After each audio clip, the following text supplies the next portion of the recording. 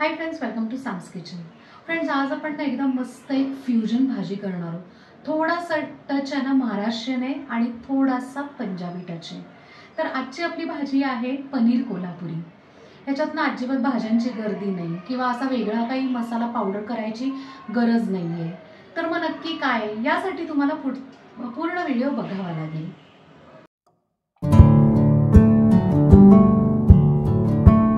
पनीर कोल्हापुरी करण्यासाठी ना मी इकडे पावशेर पनीर घेतलंय आणि असे मीडियम पीसेस करून गरम पाण्यामध्ये थोड्या वेळ ना भिजत ठेवलं। ह्यानी काय होतं माहितीये का की पनीर आपलं ना शेवटपर्यंत सॉफ्ट राहतं। आपल्याला या भाजीसाठी आहे ना ढोबळी मिरची लागणार आहे। मी 2 ढोबळी मिरची घेतल्यात आणि असे त्याचे ना थोडे मोठे तुकडे करून घेतलेले, असे क्यूब्स करून घेतलेले आहेत। आणि इथे मी 2 कांदे घेतलेत, त्याचे सुद्धा आहे ना असे मोठे तुकडे म्हणजे क्यूब्स करून त्याच्या पाकळ्या आहे ना सगळ्या सेपरेट करून ठेवलेल्या आहेत। आता ना भाजी करायच्या आधी आपल्याला थोडंसं काही प्रिपरेशन्स करायचे। इथे मी आहे ना लाल मिरच्या घेतलेल्या आहेत, या आपल्याला ना गार्निशिंगसाठी हव्या आहेत। आता या तळून झाले, आपण काढून घेऊया। मिरची काढून झाल्यावर ना त्याच तेलात आपण आहे ना हे मोठे चिरलेले कांदे आणि ढोबळी मिरची ही आपण आहे ना 1-2 मिनिटं फक्त परतून घेऊया। पूर्ण शिजवायची नाहीये बरं का, कारण या भाजीमध्ये ही जी ढोबळी मिरची आणि कांदे जे आहेत ते थोडेसे क्रंची आपल्याला ठेवायचे आणि महत्त्वाचं म्हणजे ना त्याचा रंगही तसाच राहतो। 1-2 मिनिटं आपण छान परतून घेतलेला आहे आणि कांदा बघू शकताय जरा ट्रान्सपरंट झालेला आहे आणि ढोबळी मिरचीचा रंगही इतका छान राहिलेला आहे। आता आपण काय करूया, त्या भाज्या ना काढून घेऊया। भाज्या काढून झाल्यावर ना मी काय केलं माहितीये का की या कढईमध्ये 1 चमचा अजून तेल ऍड केले, कारण आपल्याला ग्रेव्हीची तयारी करायची। त्यासाठी मी आल्याचा मोठा तुकडा घेऊन आहे ना त्याचे बारीक तुकडे केले। 7-8 लसणाच्या पाकळ्या, लसूण आपण थोडासा जरा जास्त टाकतोय। 1 मिनिट आपण आहे ना हे दोन्ही छान परतून घेऊया। इकडे मी ना एक मोठा कांदा असा उभा चिरून घेतलेला आहे, तो टाकून घेऊया।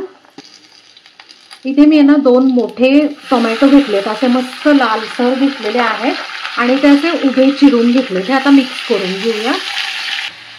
त्यात आता 7 ते 8 पाकळ्या काजूच्या टाकून घेऊया, थोडंसं पाणी।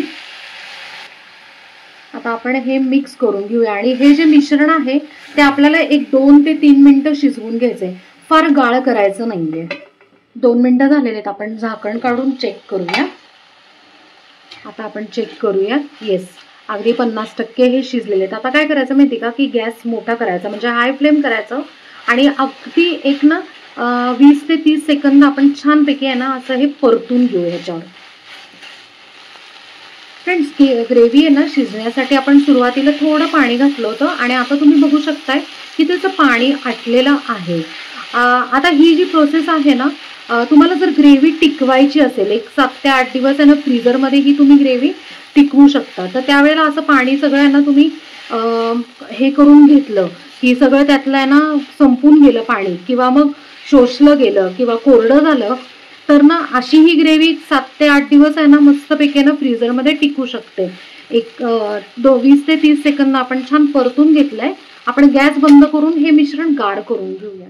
ग्रेव्हीचं मिक्सचर गार झालेलं आहे, आपण ते एका ना मिक्सरमध्ये काढून घेतलेलं आहे। आता त्यात ना चवीप्रमाणे मीठ घालून घेऊयात, म्हणजे आपली जेवढी भाजी आहे त्या पद्धतीने आपण मीठ घालून घेऊया।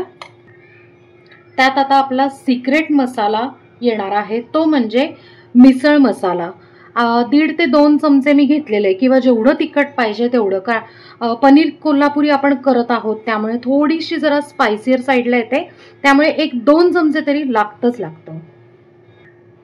त्यात आता थोडं पाणी टाकून आपण आहे ना फाईन पेस्ट करून घेऊया।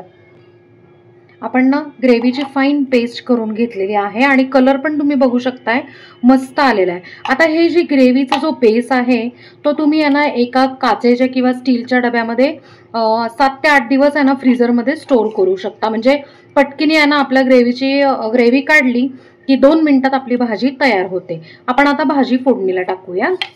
पनीर कोल्हापुरी करण्यासाठी आपण एक पॅन मध्ये आहे ना 1 डाव तेल घातलंय, त्यात आता 1.5 ते 2 चमचे आहे ना बटर घालून घेऊया।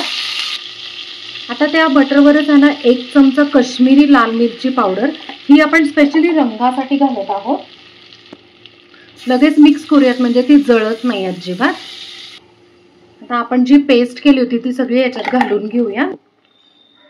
मी गॅसची फ्लेम जी आहे ती मीडियम ठेवलेली आहे आणि आता काय करायचं, ही जी पेस्ट आहे ही या फोडणीमध्ये मस्तपैकी आहे ना फ्राय करून घेऊया. अंदाजे 1-2 ते 3 मिनिटं, म्हणजे कसं आहे की तेल सुटेपर्यंत. फ्रेंड्स, ग्रेव्ही आहे ना 2 ते 3 मिनिटं मस्त परतून झाली आणि तुम्ही बघू शकताय मस्तपैकी आहे ना त्याला तेल पण सुटलेलं आहे. त्यात आता आपण या परतून घेतलेल्या ज्या भाज्या आहेत म्हणजे ढोबळी मिरची आणि कांदा ते सगळं घालून घेऊया. त्यात आता पनीरचे तुकडे घालून घेऊयात. त्यातलं पाणी आपण टाकायचं नाही अजिबात.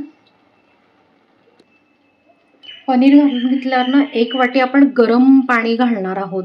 इथे ना एक खूप महत्त्वाची टिप आहे बरं का, गरम पाणीच ह्याला घालायचं. म्हणजे काय होतं की आपलं जो आपण सुरुवातीला आहे ना फोडणीत कश्मीरी लाल मिरची पावडर टाकली आहे ना, तर त्याचा रंग खूप छान येतो म्हणून. मिक्स करून झाल्यावर ना त्याच्यावर झाकण ठेवून 1 ते 2 मिनिटांना छान वाफ काढून घेऊया. 1-3 मिनिटं आपण आहे ना छानपैकी आहे ना ह्याला वाफ आणून घेतलेली आहे.